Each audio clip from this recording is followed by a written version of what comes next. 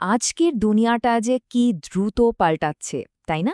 আর এই পাল্টানোর সাথে তাল মেলাতে গেলে শুধু একটা চাকরি পেলেই কিন্তু হবে না, দরকার একটা ঠিকঠাক রোডম্যাপ।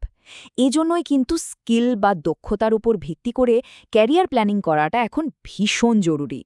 চলুন আজ এই ব্যাপারটা নিয়ে একটু বিস্তারিত আলোচনা করা যাক। দেখা যাক কিভাবে আমরা নিজেদের ভবিষ্যতের জন্য একটা শক্তপোক্ত প্ল্যান বানাতে পারি। প্রথমে আমাদের বুঝতে হবে যে কেরিয়ারের জগৎটা আর আগের মতো নেই। মানে আমাদের আগের দিনের চিন্তাভাবনাগুলো এখন আর ঠিক খাটছে না। টেকনোলজি আর বাজারের চাহিদা এত দ্রুত বদলাচ্ছে যে আমাদের সবার সামনেই রোজ নতুন নতুন চ্যালেঞ্জ আসছে। এই সংখ্যাটা একবার দেখুন তো, বেশ অবাক করার মতো, তাই না? প্রায় ৬৩% কর্মী তাদের চাকরি ছেড়ে দেন শুধু একটাই কারণে, কারণ তারা কেরিয়ারে এগোনোর কোনো সুযোগ দেখতে পান না। এ থেকেই তো পরিষ্কার বোঝা যায় মানুষ শুধু মাইনের জন্য কাজ করে না, তারা নিজেদের গ্রোথও চায়। আর একটা তথ্য তো আরও ভাবার মতো। ওয়ার্ল্ড ইকোনমিক ফোরাম বলছে ২০৩০ সালের মধ্যে আমাদের এখনকার প্রায় ৪৪% স্কিল আর কোনো কাজেই আসবে না। এর পেছনের মূল কারণ হল এআই আর অটোমেশন। তার মানে বুঝতেই পারছেন, সময়ের সাথে নিজেকে আর নিজের স্কিলকে আপডেটেড রাখাটা এখন আর কোনো অপশন না, এটা মাস্ট। তো আসল কথাটা হলো, আজকের দিনে শুধু একটা ডিগ্রি সার্টিফিকেটই কিন্তু যথেষ্ট নয়। কোম্পানিগুলো এখন এমন লোক খোঁজে যাদের হাতে হাতে কলমে কাজ করার অভিজ্ঞতা আর দক্ষতা আছে। মানে কে কোন কাজটা আসলে করতে পারবে, সেটাই এখন আসল কথা। তো এই সমস্যার সমাধানটা কি? সমাধানটা হলো নিজের জন্য একটা পার্সোনাল কেরিয়ার রোডম্যাপ তৈরি করা। এর মানে হলো শুধু একটা চাকরির চিন্তা থেকে বেরিয়ে এসে একটা লম্বা সময়ের জন্য নিজের কেরিয়ার গড়ার কথা ভাবা। দেখুন, এই স্লাইডটা কিন্তু খুব জরুরি। এটা চাকরি আর ক্যারিয়ারের মধ্যে পার্থক্যটা খুব সুন্দরভাবে দেখিয়ে দিচ্ছে। চাকরি হলো, ধরুন, মাস গেলে মাইনে পাওয়ার জন্য একটা কাজ, এটা শর্ট টার্ম। আর ক্যারিয়ার হলো একটা লম্বা সফর, যা আপনাকে মানসিক শান্তি বা ফুলফিলমেন্ট দেয়, আর যেখানে আপনি প্ল্যান করে অনেকগুলো স্কিল অর্জন করেন। আর এই লম্বা সফরের জন্যই দরকার একটা ক্যারিয়ার ডেভেলপমেন্ট প্ল্যান। এটা কি? এটা হলো আপনার নিজের বানানো একটা অ্যাকশন প্ল্যান, যেটা আপনার জন্য একটা রোড ম্যাপের মতো কাজ করবে। মানে সোজা কথায়, এটা আপনাকে বলে দেবে আপনি এখন ঠিক কোথায় দাঁড়িয়ে, ভবিষ্যতে কোথায় যেতে চান, আর সেখানে পৌঁছানোর রাস্তাটাই বাকি। চলুন তাহলে আর দেরি না করে দেখে নেওয়া যাক এই রোডম্যাপটা কিভাবে বানানো যায়। আমরা খুব সহজ আর কাজের একটা 5 ধাপের প্রসেস ফলো করব। তো এই হলো 5টা স্টেপ। প্রথমে নিজেকে চেনা, মানে এখন কোথায় আছেন সেটা বোঝা। 2 নম্বরে কোথায় যেতে চান সেই গন্তব্যটা ঠিক করা। 3 গ্যাপ অ্যানালিসিস, মানে ঘাটতিটা কোথায় সেটা খুঁজে বের করা। 4 একটা অ্যাকশন প্ল্যান বানানো।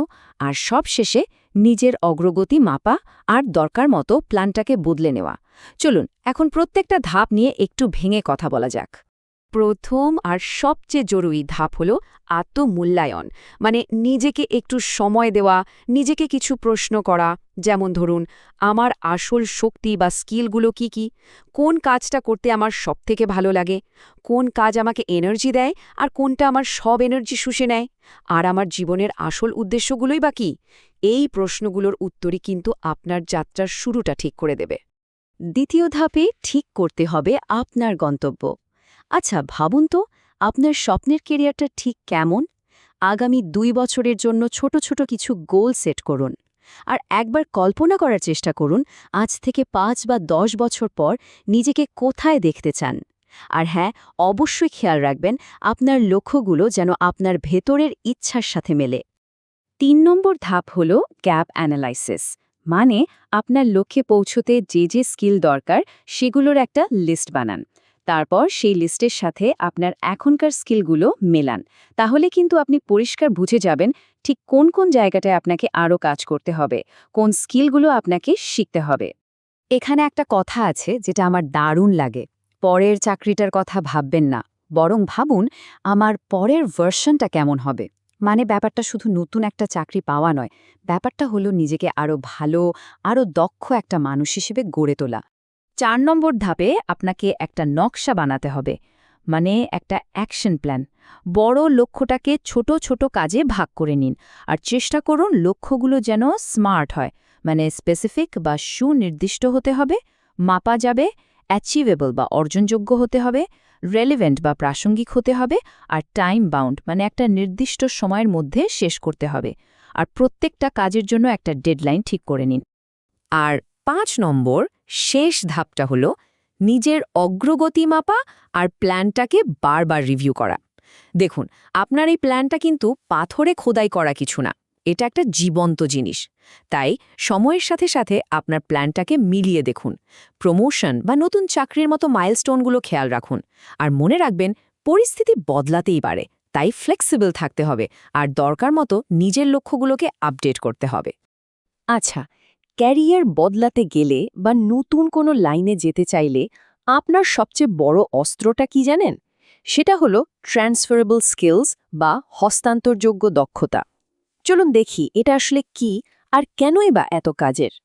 ট্রান্সফারেবল স্কিলস হলো এমন কিছু বেসিক ক্ষমতা যা আপনি যে কোনো জায়গা থেকে শিখতে পারেন, আপনার চাকরি থেকে, পড়াশোনা থেকে, এমনকি কোনো শখ বা ভলেন্টিয়ার কাজ থেকেও। আর এগুলোকে আপনি যে কোনো ধরনের চাকরি বা ইন্ডাস্ট্রিতে কাজে লাগাতে পারেন। মানে এগুলো হলো আপনার ক্যারিয়ারের মাস্টার কির মতো, যা দিয়ে যে কোনো ইন্ডাস্ট্রির দরজা খোলা যায়। এই স্লাইডে দেখানো স্কিলগুলো একবার দেখুন তো, যেমন ধরুন কমিউনিকেশন বা যোগাযোগ করার ক্ষমতা, লিডারশিপ, প্রবলেম সলভিং বা সমস্যা সমাধানের দক্ষতা, প্রজেক্ট ম্যানেজমেন্ট অ্যাডাপ্টেবিলিটি বা মানিয়ে নেওয়ার ক্ষমতা, আর টিম ওয়ার্ক বা একসাথে কাজ করার ক্ষমতা। এগুলো এমন কিছু স্কিল যা সব কোম্পানি তাদের কর্মীদের মধ্যে দেখতে চায়। আর হ্যাঁ, চাকরি খোঁজার সময় আপনার সিভিতে এই স্কিলগুলোকে ভালোভাবে হাইলাইট করুন। আর ইন্টারভিউতে গিয়ে শুধু বলবেন না আমার এই স্কিল আছে, বরং একটা বাস্তব উদাহরণ দিয়ে দেখিয়ে দিন যে আপনি আসলেই সেই স্কিলটা কাজে লাগাতে পারেন। তো আমরা প্রায় শেষের দিকে চলে এসেছি। একটা কথা মাথায় গেঁথে নিতে হবে, ক্যারিয়ার প্ল্যানিং কিন্তু একটা সারা জীবনের সফর, একটা কন্টিনিউয়াস প্রসেস। এটা কোনো 100 মিটারের দৌড় নয়, এটা একটা ম্যারাথন। তাহলে এই সব কিছুর শেষে লাভটা কি?